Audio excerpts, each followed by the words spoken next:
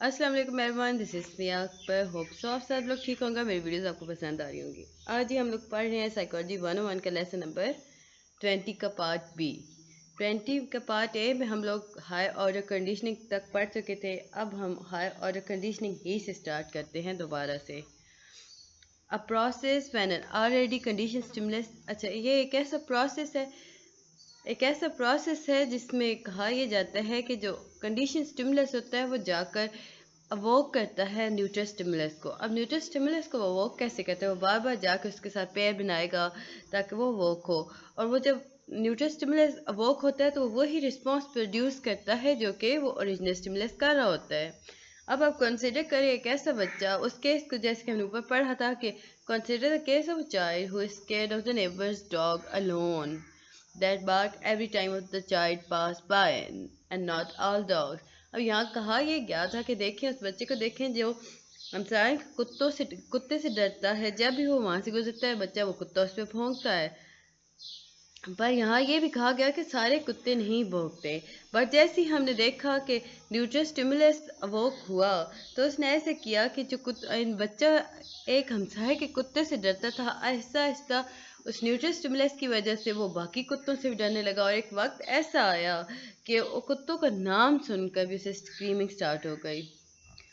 Application of classical conditioning in everyday life. Negative emotional response है जी, fears, phobia. अब phobia किस किस चीज़ का हो सकता है? Fear of reptiles, dark places and school phobia. Positive emotional response क्या होगा जी? एक इंसान के अंदर फील आना कि वो रिलैक्स हो रहा है, खुशी की फीलिंग, या किसी भी छुट्टियों पे जाने की खुशी होती है। बेसिकली खुशी ही की फीलिंग आ जाएगा ये सब कुछ। एडवर्टाइजिंग आ गई जी, ये associating model with the product. इसके बाद है जी कंडीशन ड्रग रिस्पॉन्स। अब कंडीशन ड्रग रिस्पॉन्स क्या होता है? Vomiting inducing drug were repeatedly paired with the sound of a tone.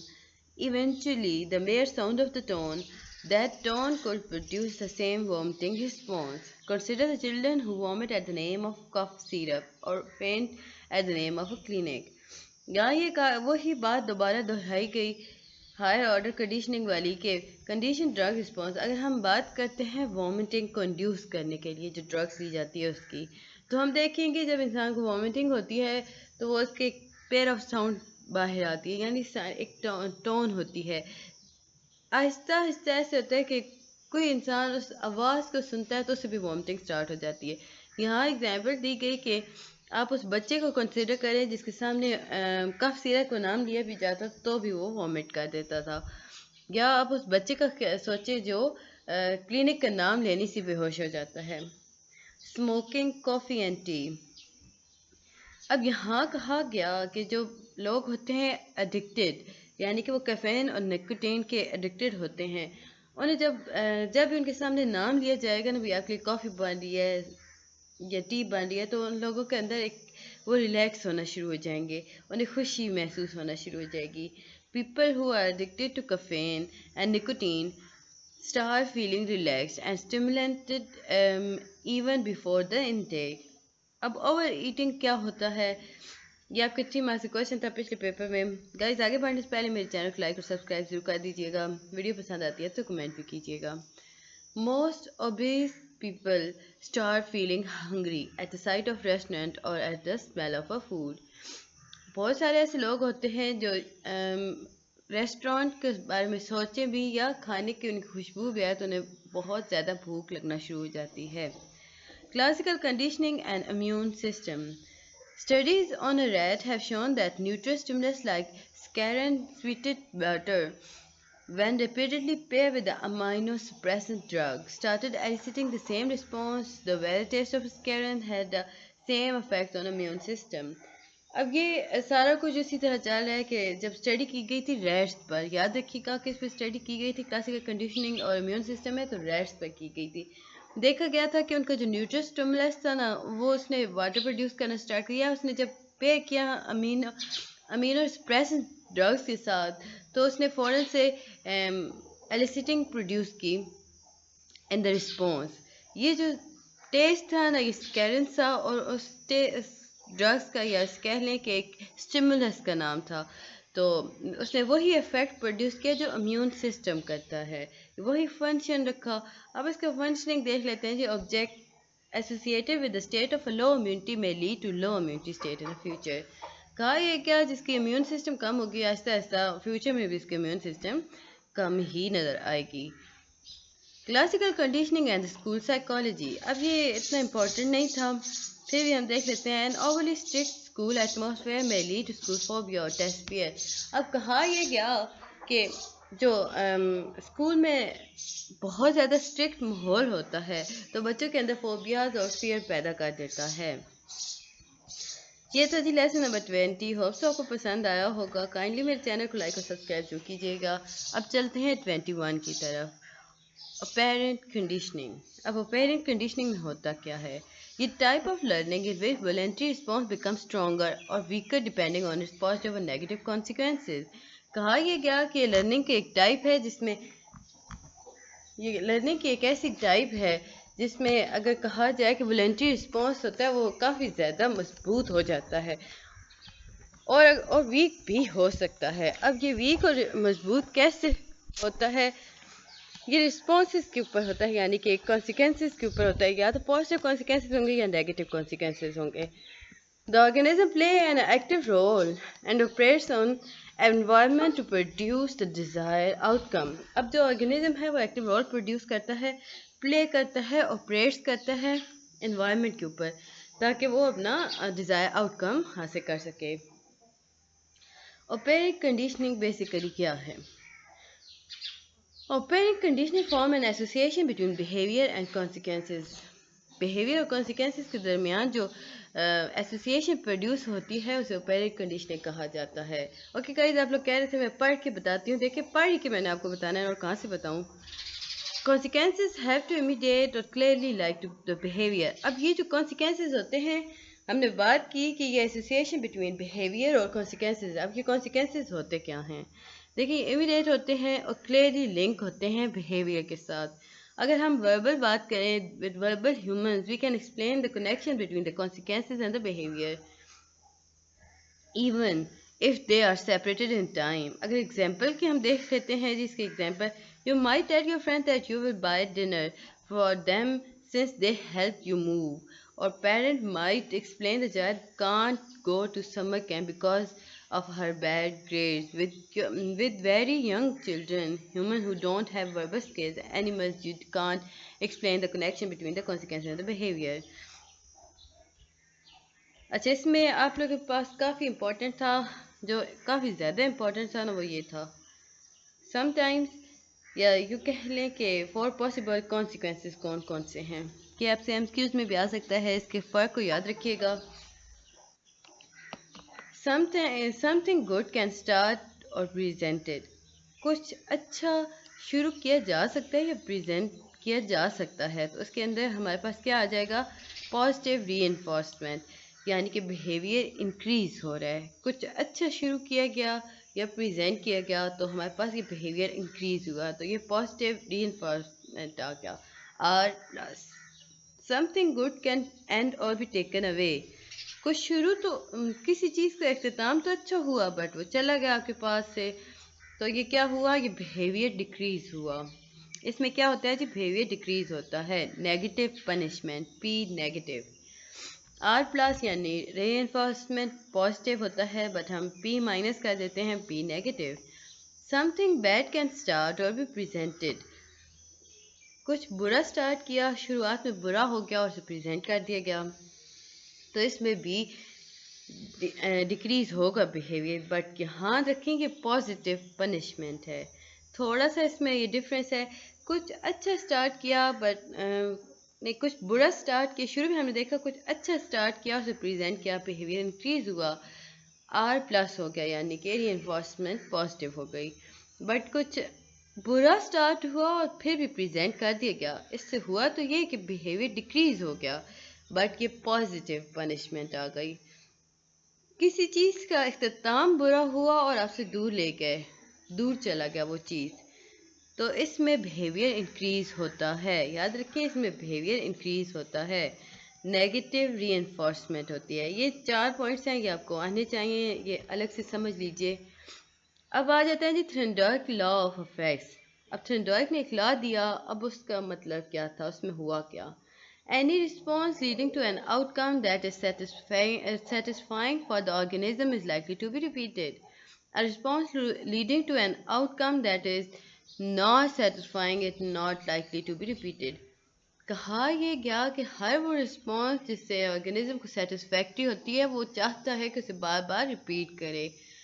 दूसरी तरफ ऑन अदर हैंड हर वो रिस्पॉन्स जिससे इंसान को अनसेटिस्फैक्ट्री हो, यानी कि वो नॉट सेटिस्फाई हो, तो वो कभी भी नहीं चाहेगा कि उसे रिपीट करे। Association of contiguity. The organism forms an association or connection between the response and its consequences. अब जो ऑर्गेनिज्म होता है वो एसोसिएशन या कनेक्शन को और रिस्पॉन्स और कॉन्सिक्वेंसेस के दरमियान पैदा करता है या बनाता है। For it to be effective, इसे effective बनाने के लिए the response and the outcome have to closely link both in time and space. इसे effective बनाने के लिए क्या करना चाहिए, क्लोजली लिंक होंगे टाइम और स्पेस के अंदर। अब क्या क्लोजली लिंक होंगे, हमने बात की थी रिस्पॉन्स और कॉन्सिक्वेंसेस को, तो इन दोनों को क्लोजली लिंक होना चाहिए।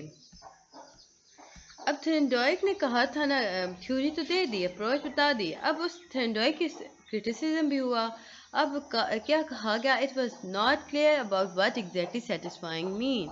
उसने कहा कि इंसान को जब भी सेटिस्फैक्ट्री होती है वो उस काम को दोबारा करना शुरू कर देता है। अब ये पूछा गया कि यहाँ पर सेटिस्फाइंग का मतलब क्या है। Some point to be ponder, सोचने की कुछ बातें यहाँ बताई गई, ये इतनी इंपॉर्टेंट नहीं है, हम डायरेक्ट आगे चलेंगे क्योंकि आप लोग बार बार मुझे कह रहे हो कि मैं बहुत फजूल बता रही हूँ, काफ़ी डिसअपॉइंट कर रहे हो आप लोग मुझे।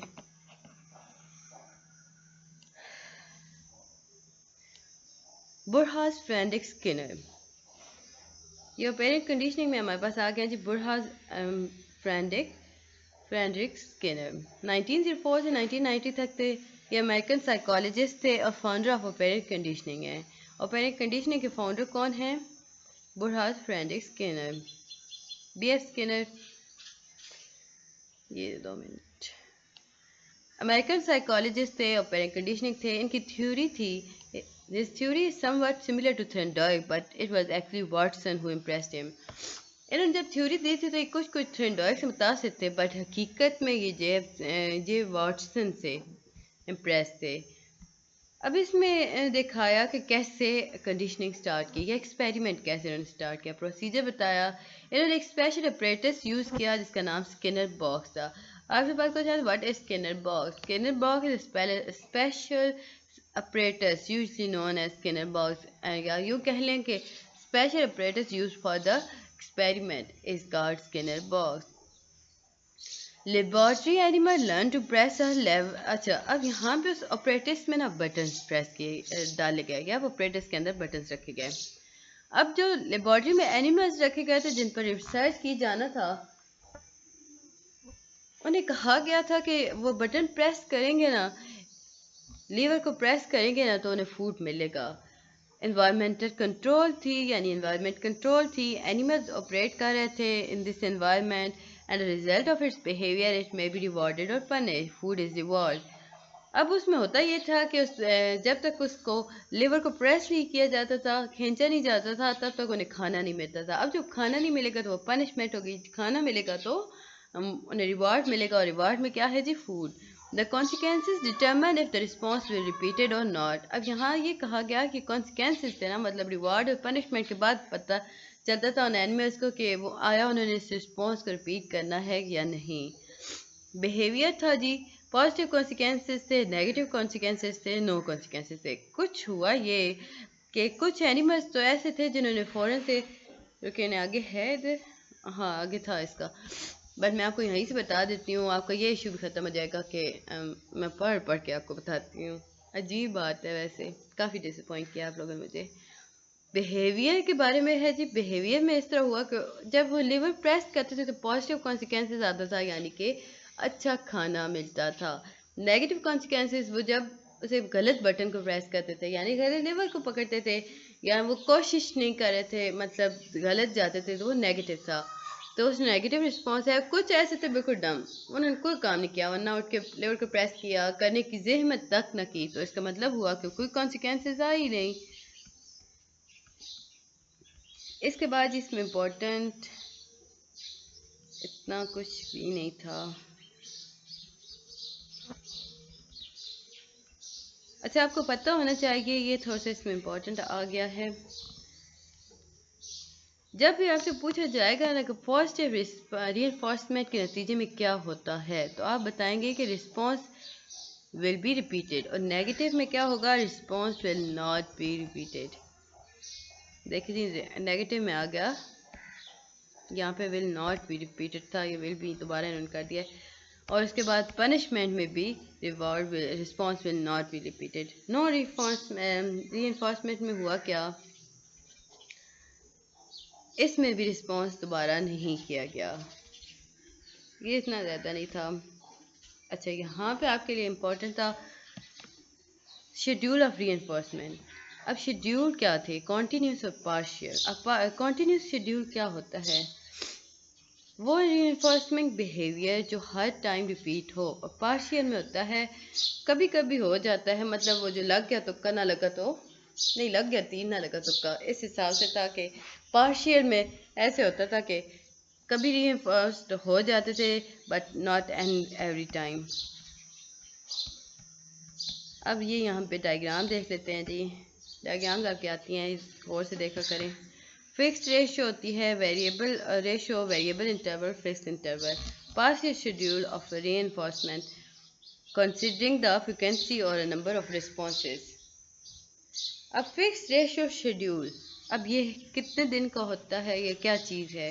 देखें, एक ऑर्गेनिज्म है, वो रीइंफोर्स किया जाता है एक स्पेसिफिक नंबर ऑफ रिस्पॉन्स के बाद जब वो प्रोड्यूस करता है।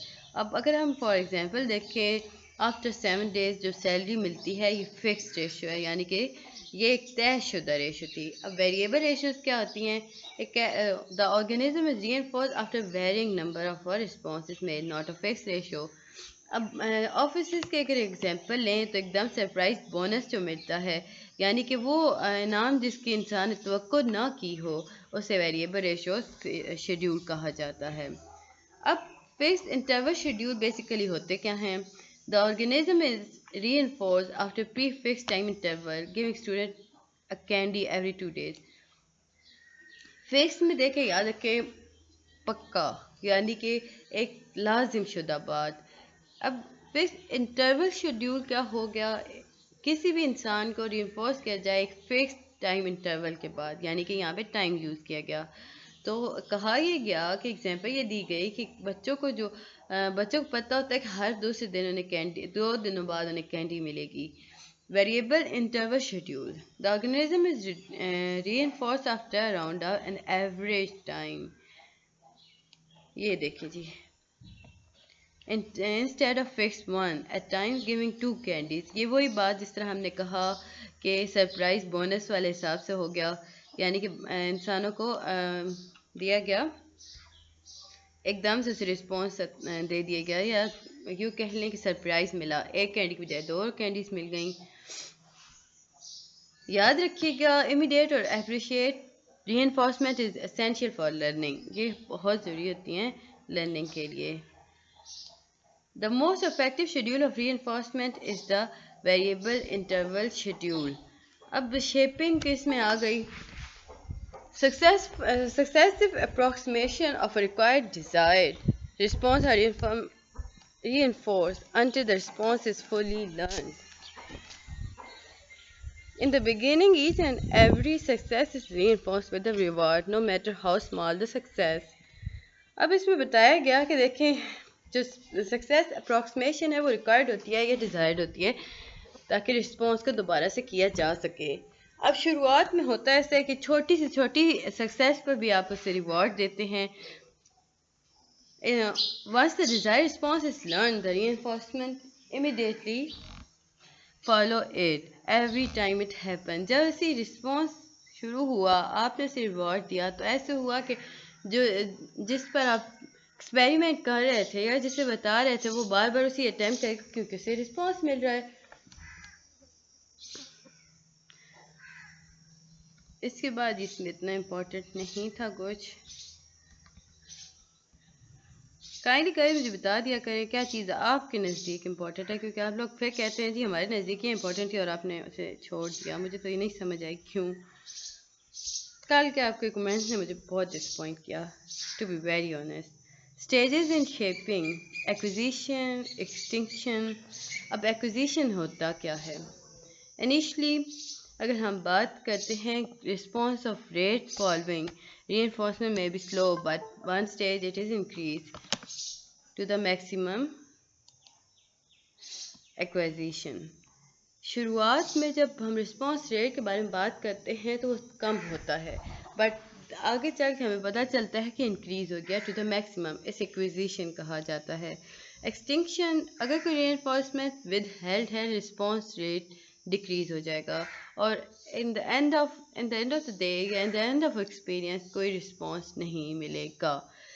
जिस चीज़ में रिस्पॉन्स हाई पहुंचा, मैक्सिमम तक पहुंच गया, उसे एक्विजिशन कहा जाता है। जिसमें कम रह गया यानी ख़त्म हो गया, उसे एक्सटेंशन कहा जाता है।